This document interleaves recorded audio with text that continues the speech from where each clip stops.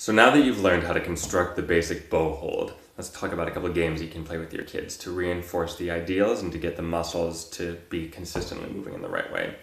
First one is something that I like to call spiders. If your kid is afraid of spiders, you can go with caterpillars instead. The idea is that the hand crawls finger by finger all the way up to the tip of the bow, and then all the way back down to the bottom.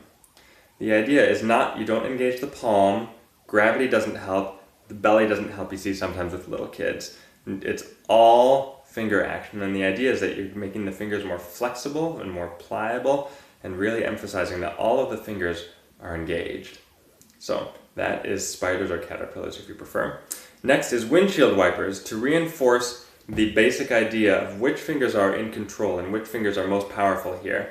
You set up the proper bow hand and then make the bow go back and forth just like a windshield wiper on a car. And the idea is that the child should feel the weight bouncing back and forth between the index finger here and the pinky here. It should be a very simple, it's a wrist action, it's not an arm action or a finger action. The fingers, this is another opportunity for you to reinforce that the fingers are extremely lazy. The bow should feel very bouncy and loosey-goosey in their fingers. It should be entirely a wrist-driven action and the fingers are reacting to the wrist.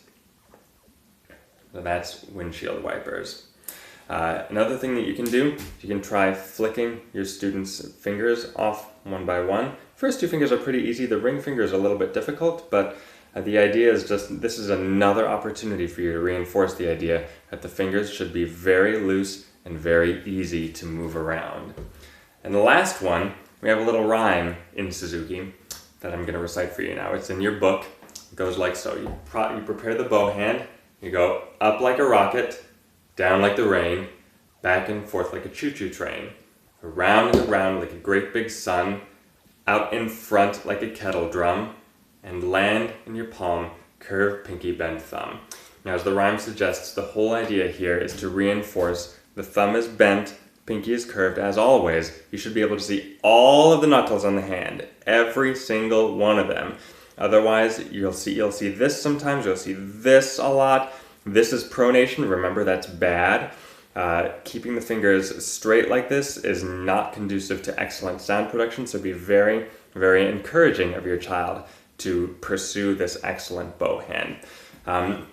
Just as in spiders or caterpillars, the bow should be pointed straight up and down. This is about teaching your child how to manipulate the arm and get it to go all over the place, but the bow remains constant.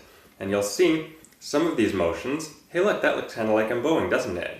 It's the exact same motion. So that's what this game reinforces.